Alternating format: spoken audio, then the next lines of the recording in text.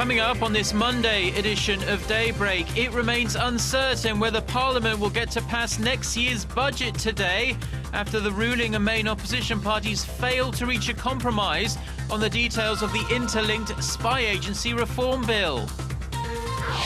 As the country's rail strike enters its fourth week, the state-run rail operator KORAIL hires substitute engineers to maintain high-speed and subway services in the 70 to 80% range during the upcoming New Year's holiday. Plus, just weeks ahead of the Winter Olympics in Sochi, a suspected Islamist suicide bomber attacks a train station in the southern Russian city of Volgograd, killing at least 16 people. Daybreak begins now.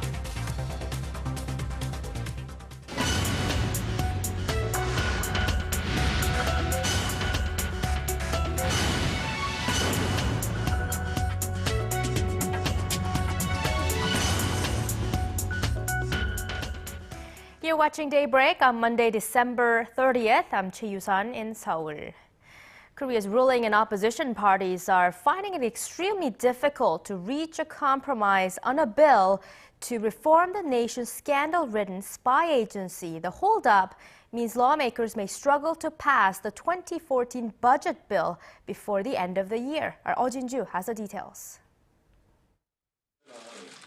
Despite marathon talks between the floor leaders of the rival parties over the weekend, the ruling and opposition parties failed to reach an agreement on the bill to reform the nation's spy agency. As the two sides are still divided on key issues, it seems the reform bill for the National Intelligence Service, along with the budget proposal for next year, won't win parliamentary approval within this year. So concerns are rising that the National Assembly will have to draw up an unprecedented provisional budget, as the main opposition Democratic Party has hinted that it will not support the 2014 budget proposal if the ruling Centre Party rejects its demands on the NIS reform bill. Then what issues remain? The DP wants the bill to include a legal clause that bans an NIS information officer from having regular access to government offices. DP leader Kim Han-gil emphasized the party will not accept the bill unless their requests are met and will fight to attain their demands. As the leader of the Democratic Party, I make it clear that our party will never be dragged along by what the Centre Party wants. The Centre Party has turned down the DP's request, saying the two sides have already made a tentative agreement to include a provision that bans an NIS information officer from illegally gathering intelligence. In particular, the ruling party criticized the DP for trying to link the passage of the budget proposal with the NIS reform bill. The DP is saying that if you don't give us this, we won't give you that. This kind of a strategy is not how a normal political party should behave. Although the floor leaders of the two parties will resume their talks Monday morning, it remains unclear as to whether the two parties can actually come to an agreement on the sticking points. Oh Jin-ju, Arirang News. Moving now to the nationwide rail strike that is now in its 22nd day.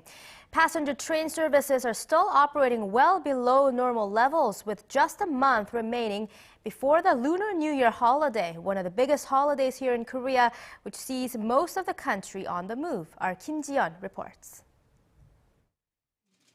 The state-run railway operator KORAIL says tickets for the Lunar New Year holiday will go on sale as originally planned on January 7th, despite the ongoing strike by the railway union.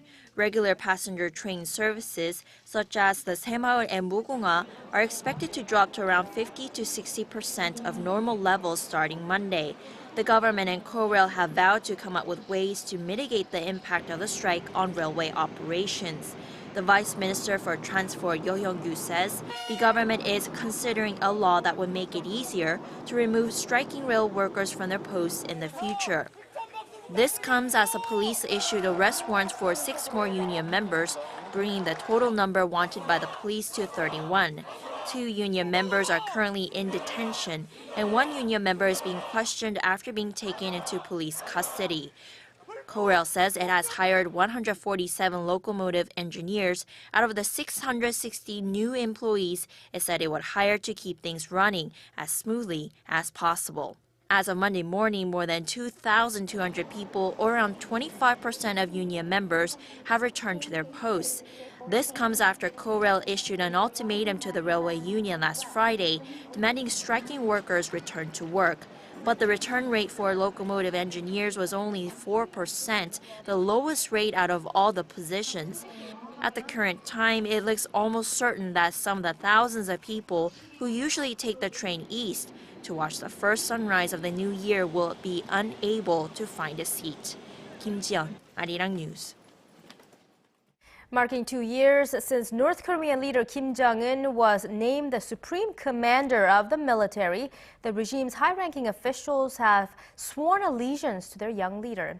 Top officials in the military, ruling party, and cabinet attended Sunday's ceremony just a day ahead of the anniversary. But the leader's aunt, Kim Kyung-hee, whose husband was recently executed on charges of treason, was not seen at the event. In a speech, Kim Jong-un's new right-hand man and director of the military's political department, Choi Ryong-hae, said the military should hold higher the slogan of protecting the leader with their lives. Choi added, should the enemy attack, the military will wipe out the invaders and realize a unification on the Korean peninsula. South Korea-Japan relations are strained to a point not seen in years following Japanese Prime Minister Shinzo Abe's visit last week to a war shrine that honors Japan's war dead, including Class A war criminals. And it looks like the relations could plunge to new lows in the new year as a number of events are planned that will send fresh chills through the already frosty relations. Our Kim Min-ji has more. Relations between Seoul and Tokyo are at one of the worst levels of the post-war era following Japanese Prime Minister Shinzo Abe's highly controversial visit last week to the Yasukuni War Shrine. And with several unfavorable events in store for next year, the icy relations are unlikely to thaw anytime soon. The first event is the Takashima Day, which takes place in Japan's Shimane Prefecture each year in February, claiming sovereignty over the Korea-controlled Dokdo Islets. This past February, the Abe administration sent government officials to the event for the first time, drawing sharp criticism from Korea. In March, Japan will announce the screening results of its history textbooks, while Tokyo is expected to unveil its diplomatic blue paper and defense white paper in April and July, respectively. As Japan continues to claim sovereignty over Dokdo, these events will almost certainly negatively affect the relations. It is also unclear whether Abe will make a second visit to the Yasukuni War Shrine during the April Spring Festival. Seoul's foreign ministry reacted strongly to Abe's visit last week, expressing its deep regret and anger. Another event which could ignite tensions is a ruling by Korea's Supreme Court ordering Japanese companies to compensate Korean victims of forced labor during Japan's colonial rule of Korea in the early 1900s. Making matters worse, if the case is taken to the International Court of Justice, it could expand into a diplomatic conflict. Moreover, Japan's continuous push for collective self-defense has also set the two countries against each other. The Korean government has been doing its best to convince its allies against supporting Japan's move to regain its right to collective self-defense, which would allow Tokyo to use force in the event an ally is attacked. Meanwhile, reports say that the Korean government will postpone all defense meetings and diplomatic exchanges with Japan for the time being. Kim Min-ji, Arirang News. Investigations are underway to work out what caused the collision between a cargo ship and a chemical-laden tanker off Korea's southeast coast in the early hours of Sunday morning. The crash sparked a fire, but fortunately for everyone on board the two vessels, all 91 crew members were rescued safely. The Hong Kong-flagged tanker carrying 29,000 tons of inflammable chemicals was traveling in the waters of Korea's southeastern port city of Busan when it smashed into the 55,000-ton freighter Gravity Highway at around 2 a.m. Sunday, Korea time. Although the fire did not spread to other containers, officials say there's still a chance the tanker could break in half because the collision left a big hole in the side of the ship.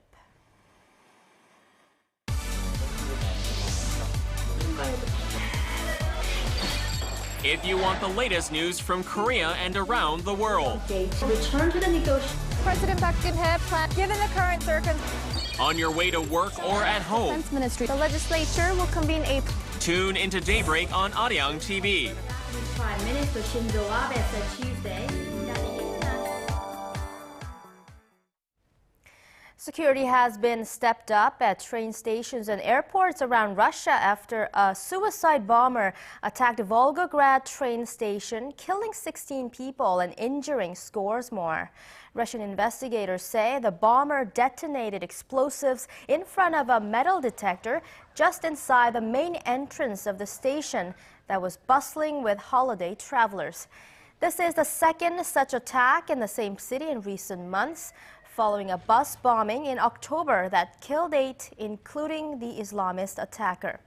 There was no immediate claim of responsibility for the attack, but Volgograd lies just above the volatile Caucasus region, where Islamist terrorists have carried out dozens of suicide attacks in recent years. Volgograd is also only a few hundred kilometers northeast of Sochi, raising security concerns ahead of the Winter Olympics kicking off in less than 2 months. Tens of thousands of Ukrainians have once again come together in Kiev as they renew their anti-government protest. Thousands more also marched on President Viktor Yanukovych's official residence outside the capital. The protests, which have waned in recent days, received a fresh boost following an attack on a prominent journalist on Christmas Day. The journalist had accused Yanukovych of corruption over how he paid for his residence. The protest began a few weeks ago after the president's last-minute refusal to sign a free trade deal with the European Union. Moving now to South Sudan, where a greatly feared group of young fighters are becoming an increasing cause for concern. Tagged the White Army for the white ash they put on their skin as protection from insects, thousands of youths from the Nuer ethnic group and loyal to rebel leader Riek Machar appeared to march toward the strategic town of Bor over the weekend. The group, however, later abandoned their plans after community leaders persuaded most of them to go home. A UN surveillance flight had earlier located the group 50 kilometers northeast of Bor, but did not reveal its size. What began as a power struggle between the country's President Salva Kiir and Machar has taken on overtones of a tribal conflict. At least 1,000 people have been killed in fighting this month, and well over 100,000 have fled their homes. For years, Korea has been spearheading attempts to bring the latest high-tech devices into the classroom, from tablet PCs to robots. That's right, talking, singing, interactive robots. These robotic teaching assistants are now being recruited in the field of special education to help children at home and abroad. Our Paul Lee has more. Meet the next generation of teachers here in Korea who require neither food nor sleep. These colorful and playful robots have been a hit at this elementary school in Gyeonggi-do province. Students are captivated as the robotic teachers start off classes with musical songs and also ensure they follow lessons correctly.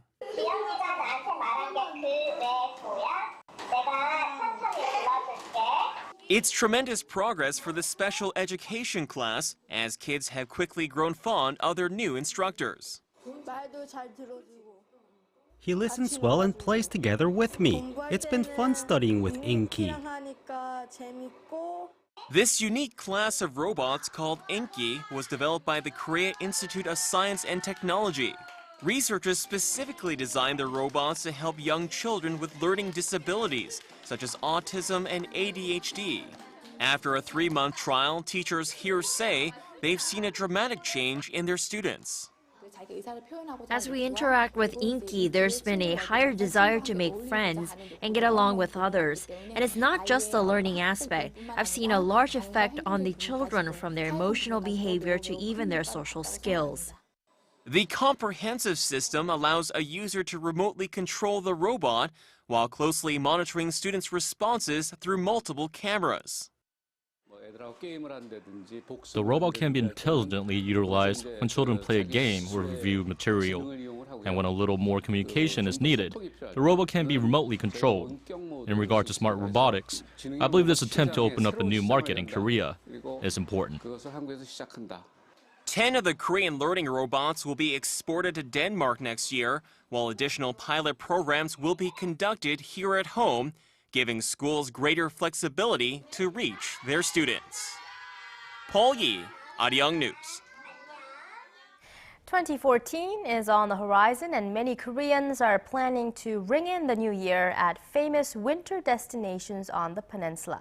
Jeju Island is among the hottest spots, but with thousands of tourists flocking to the southern island every day, hotel rooms and airline seats are in short supply. Our Sun Jung-in reports. It's the last week of the year, and another wave of tourists has just arrived at Jeju International Airport. They're part of the 25,000 daily visitors Jeju Island has been receiving during the winter holiday season. Jeju has become a hot destination for those looking to celebrate the end of the year at one of Korea's leading vacation spots. This week, many climbers, hikers, and leisure sports tourists are seeking out Mount Halasan's snowy landscapes, and many families are coming in this weekend as well. However, if you're looking to book a last-minute trip to Jeju, you may want to plan carefully. Hotels, condominiums, and other rental accommodations here are reporting that up to 80% of their vacancies have already been booked. Rental car dealerships say bookings are limited, with over half of their vehicles signed out. But for those who are able to make the trek, the spectacular scenic views are sure to take your breath away. The annual festival, held on top of Jeju's famous Hongsan Ilchulbong, or Sunrise Peak, is expected to draw in large crowds on New Year's Eve. We're extending the festival this year by 1 day for a 3-day, 2-night event. We've established a variety of programs, including traditional weddings for foreigners, trips to World Natural Heritage Sites, and others. Whether you're visiting Jeju or in the capital city of Seoul, special events across the country will be welcoming the first sunrise of 2014 with warm wishes and united cheers. Sun Jung-in, Arirang News.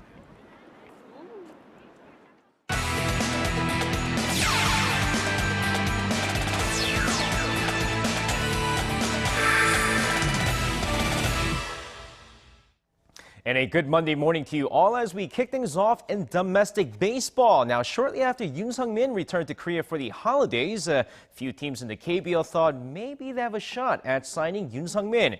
And in case the righty does fail to sign with a major league team, the teams looking to sign him are the Kia Tigers, the LG Twins, the SK Wyverns, and the Lotte Giants. While the Kia Tigers are the frontrunners in signing Yoon Sung-min, the other three teams are looking for a pitcher who is capable of earning 10-plus wins.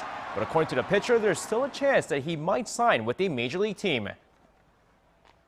And moving on, the South Korean national team manager Hong Myung-bo had his 11th annual charity football match, and fans enjoyed every moment of it. With the Love team consisting of mostly overseas players, played against the Hope team, which consisted of mostly K-League Classic players. And in front of a packed gym on Sunday, the Hope team snuck past the Love team 13-12, with the North Korean Wayne Rooney Jung Dae-se playing a great match. Now another successful charity match for Hong Myung-bo, as fans enjoyed much more than just football. And moving on to some Sunday's KBL action, the Ulsan Mobis Phoebus beat the KT Sonic Boom 76-61, with these Seoul Samsung Thunders cruising past Wonju Dongbu Promi 81-67. So with that said, let's move on to the LG Sakers taking on KCC Aegis. Now, first quarter, KCC super rookie Kim Min-gu leading the way as KCC takes a slim 21-19 lead before LG rallies back to tie it up 32-32 after the first half of the game. But the third quarter of the game, here come the LG Sakers led by Devon Jefferson's 12 points in the quarter, outscored KCC 29-13 before the big man finishes off with 27 points and 10 rebounds as LG takes this game 78-60, your final score. And moving on to some Sunday's V-League action, GS Kartex beat the struggling Hyundai Hillstate in straight sets 3-0 over on the women's side, followed by Urikart beating Kepco in straight sets 3-0 as well over on the men's side. Meanwhile, let's take a look at Hyundai Capital Skywalkers taking on Russian Cash Vespid. Now, first set, here come the Vespid dominating on the court as they surprise everyone with a 25-20 set win. But no repeat performance from Russian Cash as Hyundai Capital, led by Liberman Algamez's 43 attack points, take the next three sets 25-20, 25-22, and 25-21, with Moon Sung-min returning from his injury late in the 3-0 win over Russian Cash. And finishing things off with the main event of UFC 168 as middleweight champion Chris Weidman looked to defend his title against the former champ Anderson Silva. The highly anticipated fight between the two fighters ended with a horrible injury as Anderson Silva in the second round of the fight lands an inside kick and shortly falls to the ground. The result, a broken leg, which ends the fight, leading to Chris Weidman defending his title. Now, sources say that Silva will be sidelined for at least a year and could possibly retire from the sport. Well, that's going to wrap it up for me. This has been SJ. Have a great rest of the day and see you guys again for your sports needs.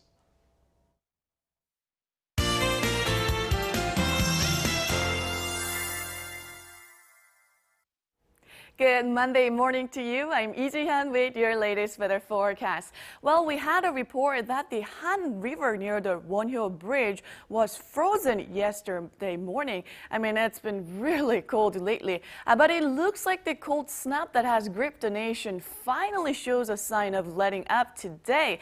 Morning lows are starting out at about 5 to 6 degrees higher than yesterday, as here in Seoul, we're waking up to -2 this morning, and daily high in Seoul metro area will climb to 6 degrees Celsius this afternoon, while down south will also have 3 to 4 degrees higher afternoon highs today.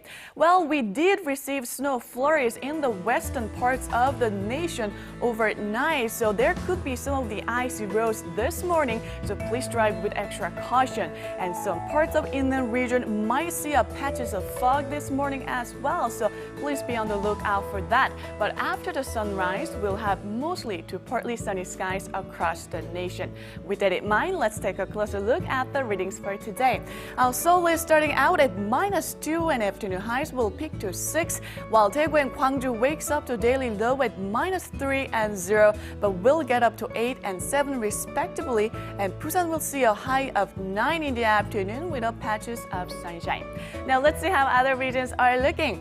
It looks like Jeju should see daily high of 10 in the afternoon. Daejeon and Dokdo will reach at 7 and 6 respectively, but the top temperature in Mount Kumgang will be only at -4. Now that's all for Korea, and here's the global forecast for viewers around the world.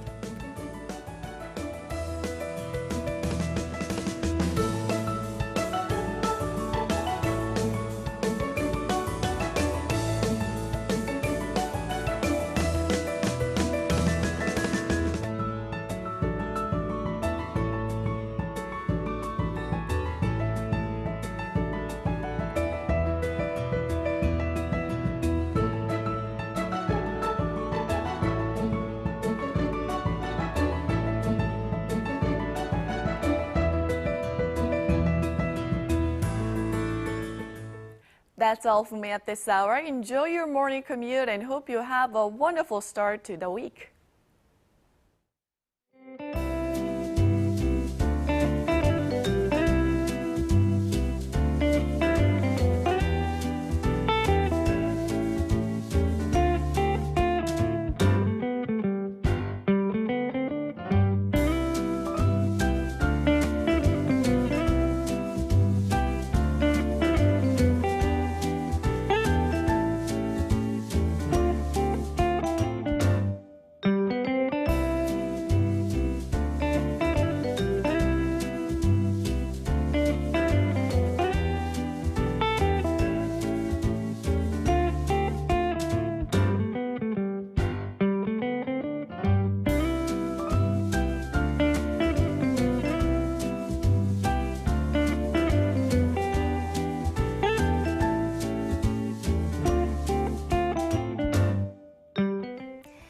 those are the stories we have for you this hour. Stay with us throughout the day as we bring you the latest headlines.